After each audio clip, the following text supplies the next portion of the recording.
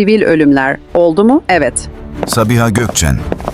Arşivler şahit ki Dersim'de bombalar düşerken gökyüzündeydin.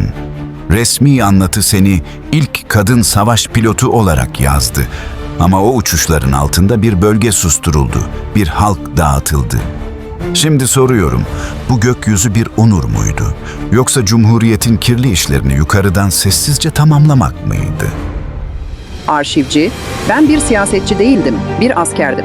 Emir aldım, görev yaptım. O gün devlet, Dersim'i bir güvenlik meselesi olarak görüyordu. Uçuşlarım bir halkı hedef almak için değil, devlet otoritesini sağlamak içindi.